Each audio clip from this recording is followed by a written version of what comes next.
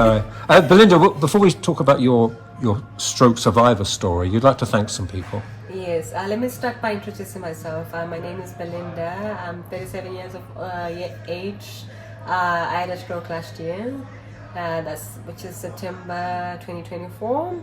So I just want to say thank you all to all who's been supporting me since the stroke. There are a lot of people. So yeah, everyone who's involved, they know themselves. And I also want to thank God for keeping me alive as well. So take us back to September. What happened? So I work as a family support worker. So I was actually coming back from work on that day. It was actually 9 in the morning, I think somewhere around 9. So everything was fine. I was feeling just, my usual self. So I just got off the bus, just a few meters away from my place. I actually greeted some neighbors on my way. And then all of a sudden I just saw black. I couldn't see. So I'm still trying to figure out why. So I just closed my eyes for a little bit.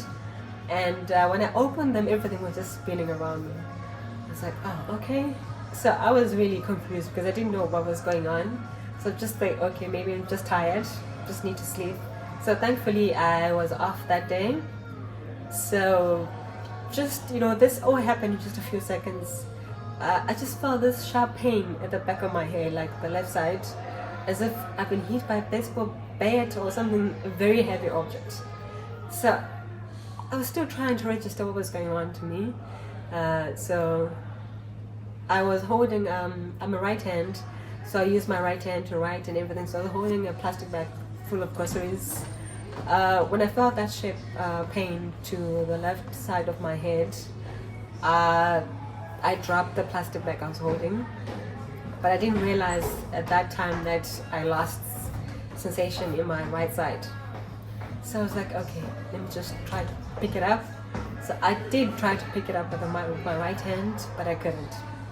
So I realized, okay, my hand was no longer working. I couldn't even use it. So I just managed to pick all the groceries up with my left hand. But by then I couldn't speak. I was feeling tired. I was losing balance. But I could actually see the place there, my home. It was just like I had to cross the road. So lucky everyone had gone to work at that time. So I didn't even bother to actually check if the car is just moving. I just crossed the road like that, without even checking if the car's moving or anything, because I just wanted to go home and sleep. So I got to the front door. I tried to just open the door because I'm right-handed. I kept on trying to use my right hand, but still I could not use it. So I ended up using my left hand as well. I live upstairs, so it's like a shared accommodation. We each have a room. So I just managed to go upstairs.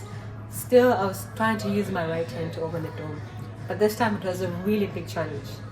I just kept on just trying to use the key. I couldn't.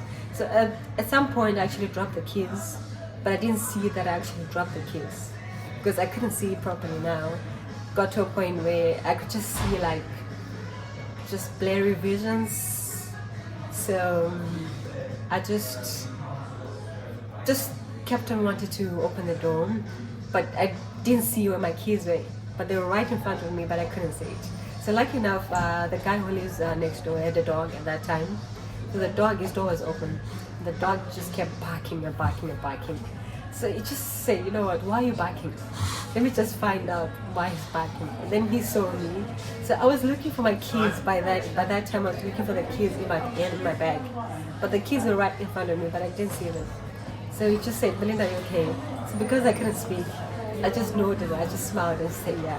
So he just picked up the keys, but he didn't ask anything because he said to me, my face was like, it was just off.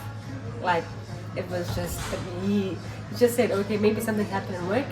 Let me just let Belinda rest and then I'll ask her later on in the afternoon. So he managed to open the door for me. I remember taking 2 painkillers just for the headache because it was like, this excruciating headache. I just, needed to sleep. So I just took some painkillers. Straight after that, I went to sleep. So lucky enough for me, I had a GP appointment maybe 3 hours later, 4 hours. So at no stage are you thinking, I need to call an ambulance? Nope.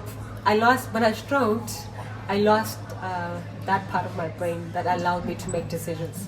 So it was just, my brain was just telling me, you need to sleep. You need to sleep.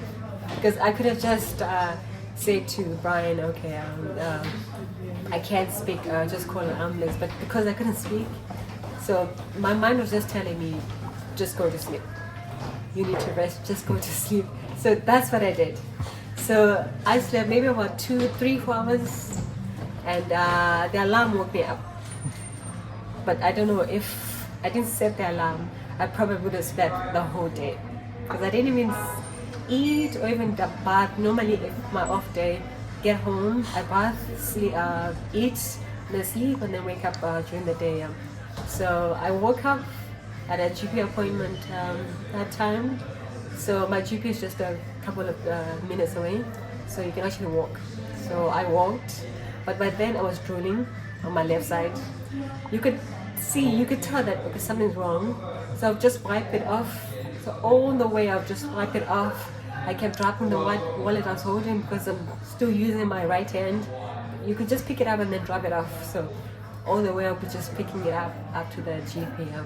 So it was just like for random checks. I think I spent there maybe 2 hours, but I remember I was sleeping on the bench the whole time until they called my name. So, but no one really saw that something was wrong with me. So I saw the doctor, but because I couldn't speak, it was just like the results. So it just say to me, okay, no, your results are normal. You can go home. But it's like in a notes. She actually wrote, I'm failing to understand patient because his speech is not clear. So it was only then, after I came back from the hospital, and she said, oh, if I had known that day, But because we're so young, even me, I didn't even know what was going on. I just got back home, I slept. I remember that day I didn't even eat anything because I was just sleeping the whole day. So I didn't even do anything. The next day now, when I went back to work, I was working nights that time.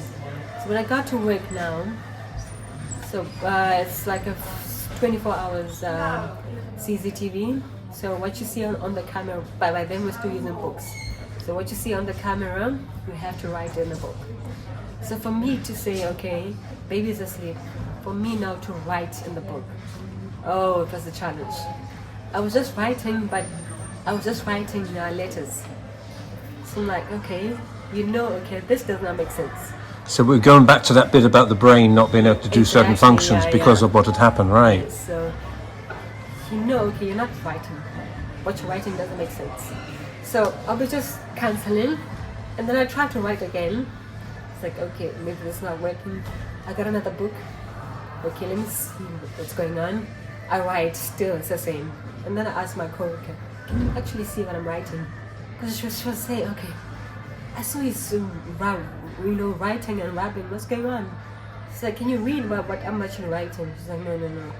This is definitely something wrong with you. So, but then it was like later on in the evening. It was like, you know what, tomorrow I'll take you to the hospital in the morning after a shift. So when I got to the hospital in the morning, when I got to the reception, I couldn't talk, but she asked me to write my name. I was just writing letters. She asked me to write my number. I was just writing numbers. She was like, you know what? She called the doctor immediately, and the doctor just said, can you write your name? Still, I couldn't write my name. I was just writing. In my mind, I can tell I want to write Belindah, right? But it would just be like maybe A, B, C, or just any random, letter that my brain tells me to write. So the doctor said, okay, well, let me just order an MRI scan straight away. So I remember that time, I made a mistake when I was lying on the table. I looked to where the doctors were. 2 doctors became 3 doctors. 3 doctors became 5. You'd see one scratching his head. One would have a shocked look on their faces. One would be like this. I'm like, oh my goodness, this is really serious. So it's like, and then at that time now, I was really starting to panic. Like, okay, what could be more, you know, what's really wrong with me, because I didn't know at that time. I didn't even know what stroke was. So the doctor just called me back to the waiting room. He was like, okay, you've had a stroke. So that was like 3 days after. So like, okay. I remember I just broke down in tears, because it's like, I knew this was, you know, not just a headache or, yeah. And he explained to me that you have a clot in the brain, the left side. This is why you can't write. You lost all this. So everything, I lost everything, the number skills, the critical thinking skills, everything, writing, except for the memory loss. That's the only thing, and I thank God for that, because, I don't know what I would have done. Just not remembering my daughter, not remembering my family and my friends. So after that, they said, okay, we're taking you to Queen's Hospital. So I spent about 5 days there, and then I came back home. I did 2 months of therapy. So I began to, they taught me to write, speak properly. You know, it was. Okay, so it's obvious you can speak very well now, because we've been going for 11 minutes. It's fantastic. Yes, But how about your writing? Oh yeah, it's good now. It's good. And are you 100% recovered, or what's the number? So I would say I'm 100% recovered, but I just realized, you know, even speaking to the other stroke survivors, each day is a challenge. For me, I used to struggle with my speech. If I tried to talk a little bit too fast, then all the words, some of the words would actually get mixed up. Yeah, so I remember when I was doing therapy, what I would do is I would just, if they asked me to do something, I would close my eyes, just think of the words that I want to speak first before I speak it out. So she used to ask, why do you close your eyes before you speak? It's like, so I had to explain to her that, you know what, I'll be trying to just create, just try to join the word together before speaking out, so that it comes out as in one word. So that really helped me during the therapy as well. And support group is very important to you, isn't it? In fact, in a minute or so, you're going off to do bowling. But, you know, and so why is support important for you? So for me, it's like you are with people that won't judge you, people who have been in the same situation that you are. It's like some have actually gone through worse than I am. For me, I'm lucky. I maintain my, I can actually, so it's like, at least when you're with people that don't judge you, you're comfortable. And do you have a message to anybody who goes through what you went through last September? Oh, it's like, I wish that, you know, it didn't happen to anyone, because before I did my stroke, I had no idea what a stroke survivor goes through, but now I live it every day. It's like you each have your own challenges. It's like every day is not as bright as it was yesterday. So, you know, when you stroke, there's a lot of changes that goes on, emotional changes. So sometimes it's really hard to just, you know, explain to people who've never been in this situation. Most people say, "Oh, you look nice," and you know, you don't look like you have a stroke, but you know, they don't really know what you go through each day. It's like, but if you're with, you know, people that has been, you know, in that situation, you just, you know, talk about your experiences. You can laugh. You know, it's just like you don't feel like someone's judging you, or you know, it's just you're not discriminated. So I just, you know, my aim is to just raise awareness to, especially in the young people, because we used to think stroke happens to just older people, but I was only 36 at that time. So even the GP didn't really even realize the stroke, But you know, it can happen to anyone, even kids actually.